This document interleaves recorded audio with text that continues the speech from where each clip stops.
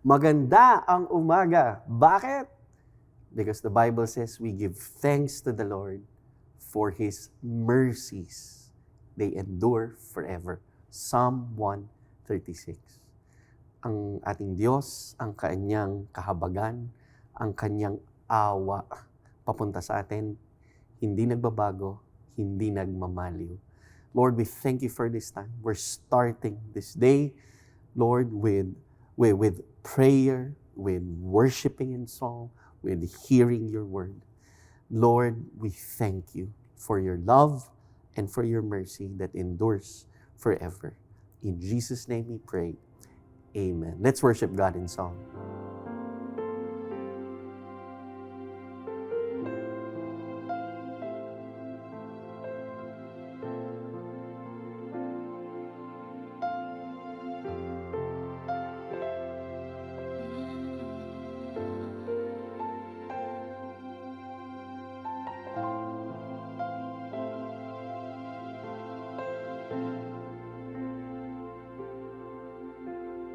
Kaya ko bang ibigay ang lahat kung sa sarili hindi na sapat? Kay raming kulang di kayang punan.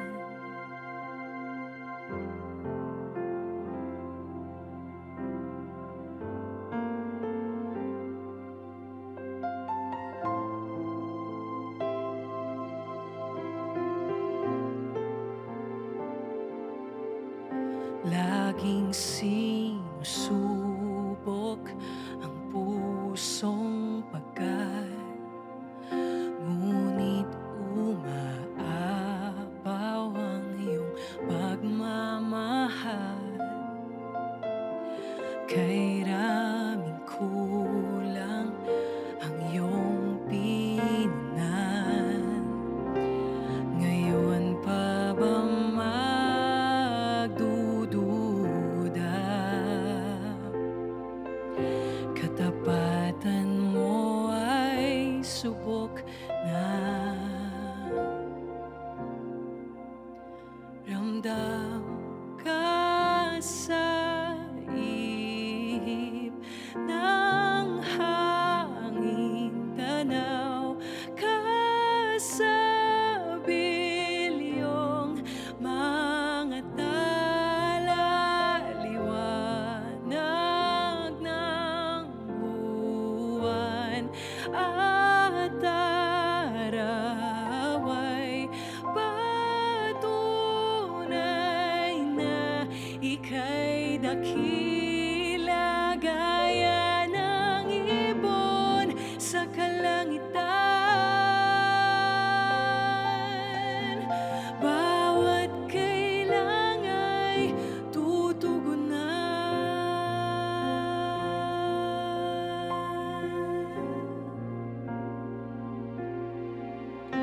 Sabihin mo lang ang iyong salita, handang makinig at sa'yo'y magtiwala.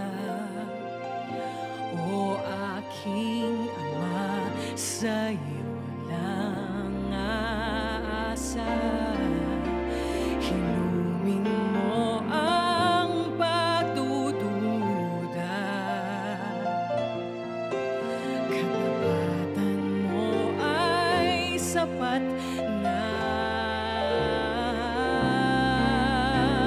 Ramdam ka sa ihip ng hangin, tanaw ka sa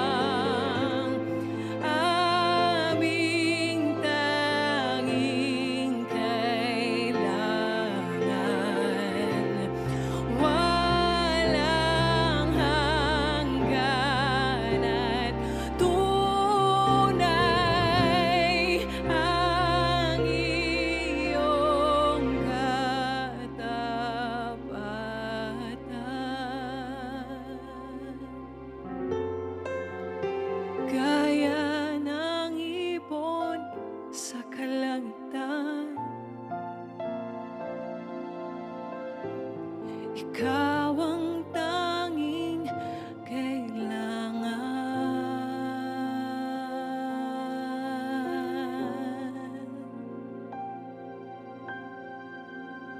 Ramdam ka sa ihip ng hangin, tanaw ka sa bilyong mga tala, liwanag ng buwan at araw ay patunay na ika'y dakila.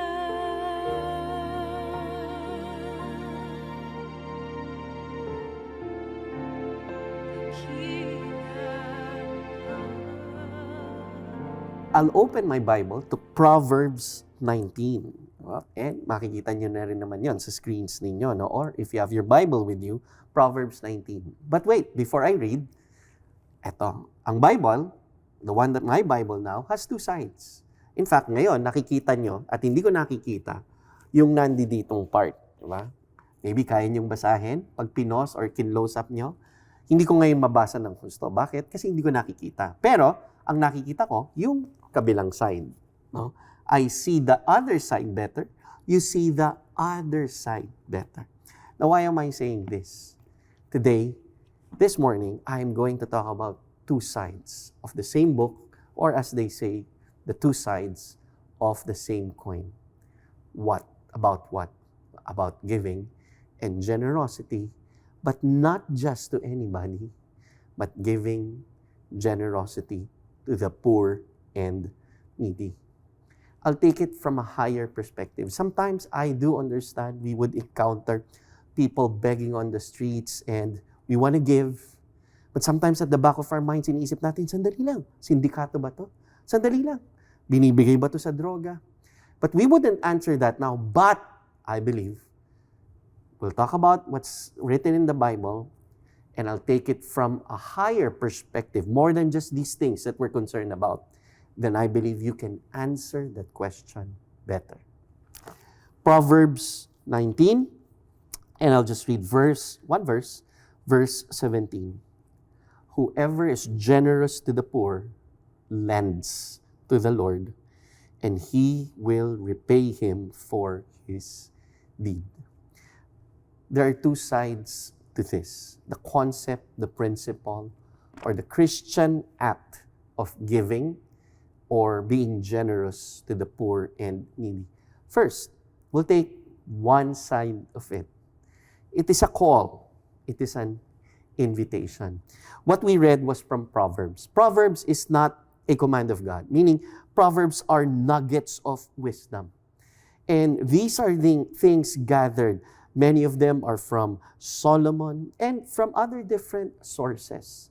It's not treated like the command of God in the Old Testament, in Leviticus or Deuteronomy. We do not treat it like the way we treat the let's say, Sermon of the Mount that we see in Matthew and in Luke.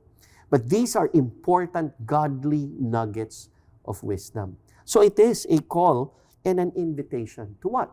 As we read, to be generous and to give. One facet of this call of being generous and giving is really giving in sacrifice. From the word itself, and not just the English translation, but in its original context, when it says generous, be generous to the poor, to the needy, it has an element of sacrifice. The Bible says in the New Testament that Galatians 6, that we bear one another's burden. We bear one another's burden, meaning there is a burden to bear. One of our famous missionaries, an example of faith, Jonathan Edwards, he says, the Bible says that we bear one another's burden. And so he said, how can we bear one another's burden if we do not bear any burden at all? Kung hindi tayo nagsasacrifice, kung walang sakripisyong kasama, kung tingi-tingi lang ang ating binibigay, kung extra lang ang ating binibigay, then how are we fulfilling the command of God to bear one another's burden? It means sacrifice is affecting our budget. It is affecting and recomputing things dahil yung ibibigay natin, may sacrifice. Kailangan may adjustment. Ika nga sa ating Filipino culture, di ba? Kailangan lalo tayong, ano ba yun, yung sa ilalim ng kumot at tayo'y bumaliko para magkasa sa kumot. May ganon, may sacrifice entailed. Generous. There is a concept again in the passage that we read that it's a call to lend to the poor. Now, in other translation, lend means mercy. The concept of mercy is fascinating. In Hebrew literature and culture, it's more than just words. They are pictures. So when the Bible says, especially in the Old Testament, lending or mercy, the picture is someone who is greater and higher and taller. They are stooping down to the level of the one they're giving to. So when the Bible says God's mercy towards us, they endure forever, or God is merciful to us, it means that God, being a great God, being a God, a powerful God, a majestic God, He stoops down to our level and gives us that mercy and love and grace and strength and favor and answers our prayers. That's the mercy of God. He stoops down. This gives us an idea of the posture of lending, giving, or being generous. We are stooping down like, let's say, imagine another picture, a father to a child. Let's say you have a father, and they will give instructions, for example, to a child, and they will stoop down to their child, meaning bababa sila in terms of posture, and they will look at the child eye to eye, meaning, I am seeing you, I am seeing your value, I am listening to you, I am talking to you, and while I'm talking to you, I'm not looking down on you. That's the posture of a father talking to a child. Again, same posture that the Bible is calling us to do when we give or when we become generous. It means that we are going down, we are looking to the person we're giving to, the needy, the poor and needy, eye to eye. It's like seeing them and saying, I am seeing your value. I am not looking down on you. I know I have more resources, kaya I'm giving, but then again, I am seeing your value. I am seeing you eye to eye. Which means now, when we give, we're not just giving dahil naaawa tayo. We're not just giving because we pity one person. And there's a feeling of that resonates in us, and we're saying, nakakaawa naman kasi ganyan yung damit. Nakita natin ganyan yung gusgusing, yung damit, sira-sira. It's more than just pity. When we give to a person and when we give to the poor and needy, it means that we're seeing them eye to eye and we're seeing their value and we are seeing them just like us. Pantay lang tayo. Because in the eyes of God, we are the same. We are equal. All of us are created equal in the eyes of God. All of us are dependent on the mercies of God, which are new every morning. All of us are dependent on the love of God. All of us are dependent on the grace of God. When we give, we are taking that posture. Yes, okay, we pity people, but more than just pity, it means that we're seeing their value and we're looking at them because they are creations of God as well, and they are people in need. And we're giving. We're sacrificing. We're not just giving extra. Why? Because they also are children of God. But this is just more than a call. We said two sides of the same book or two sides of the same coin. We read Proverbs. It is a call. But the whole Bible is filled with commands of giving to the poor. The Bible says in Deuteronomy 15, open our hands to the poor, meaning give to the poor and needy. Let's go to the New Testament. In Luke 6 and Matthew 5, the Bible says to give to everyone who begs. Even right down to the letters towards the end of the New Testament. James 2. James, the author, speaks of looking at those who have nothing, those who are poor and needy, and looking at them as equals. And we should not show partiality or favor to the ones who have greater resources. In fact, sabi ni James, in James 2 verse 9, that if we look at partiality with people, or meaning we favor those who have greater resources because they can be generous to us, or they can favor us and we can earn something from them, or they can give something to us, and so we look at them better than those in need. The Bible is saying that we are committing sin. So yes, giving to the poor and the needy, it is a call, but we have to remember, it is also a command. Let's give. Lord, we thank you for your word. Lord, we thank you that your word guides us and directs us. Lord, help us to give sacrificially. Help us to give with our current resources, not when we have more. And God, as we do, our prayer is that you will always make us channels of your blessings, Lord God. Lord, open our eyes to see the poor and needy in the world around us, in society, Lord God. And help us, Lord God, to not just declare your love, but be able to show your love to others. Lord, we give you honor, glory, and praise. In Jesus' name we pray. Amen.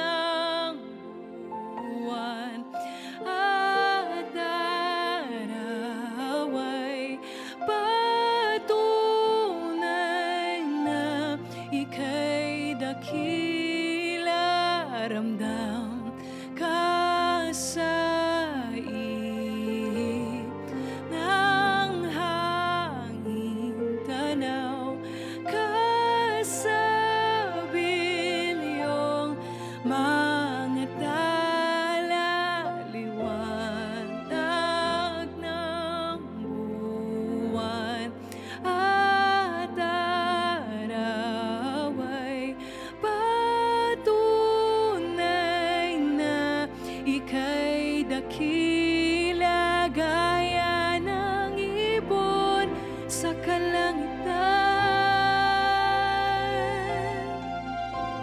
Ikaw ang tanging kailangan.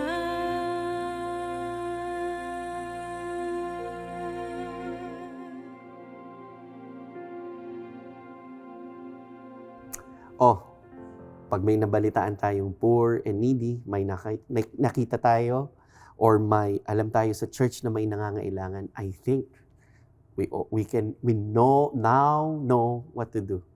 Remember, it is a call, and more than that, it is a command. May the Lord God bless you and keep you. May the Lord make His face shine upon you and be gracious to you. May the Lord turn His face toward you and give you peace. Amen. God bless you all.